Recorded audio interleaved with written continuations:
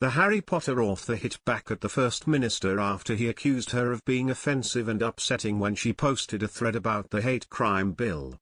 J.K. Rowling has savagely hit back at Humza Yousaf, and done so while quoting a Scottish Daily Express story. The pair are now in a war of words over the First Minister's controversial hate crime legislation, which has caused chaos throughout the country, and within Police Scotland as well. The Harry Potter author goaded the force into arresting her on the first day of the law on Monday when she posted a lengthy social media thread where she named a number of prominent trans people, including sex offenders Isla Bryson and Katie Dolitovsky, and labeled them men. Her comments came hours after SNP Minister Siobhan Brown claimed that misgendering someone online could be investigated by police. In the end, the force found that her tweets did not meet the criminal threshold. The First Minister pointed to this as a sign that the hate crime legislation, which he spearheaded through the Scottish Parliament, was working as it rooted out non-criminal complaints. He said, "Those new offences that have been created by the Act have a very high threshold for criminality. The behaviour has to be threatening or abusive and intends to stir up hatred.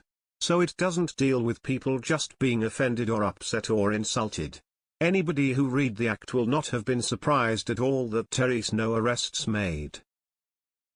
J.K. Rowling's tweets may well be offensive, upsetting and insulting to trans people, but it doesn't mean that they meet a threshold of criminality of being threatening or abusive and intending to stir up hatred. The Scottish Daily Express article about his reaction to her comments was picked up by the author herself, as she quoted it and responded, "Most of Scotland is upset and offended by Yousaf's bumbling incompetence and illiberal authoritarianism, but we aren't lobbying to have him locked up for it." She later added, "I don't believe in putting people I disagree with in jail. We've got a ballot box and that's where Yousaf will get his richly deserved comeuppance."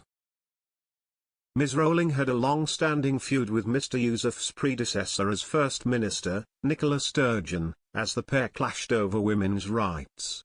She even wore a shirt which said the ex-SNP leader was a destroyer of women's rights due to the gender reforms she was pushing through Holyrood.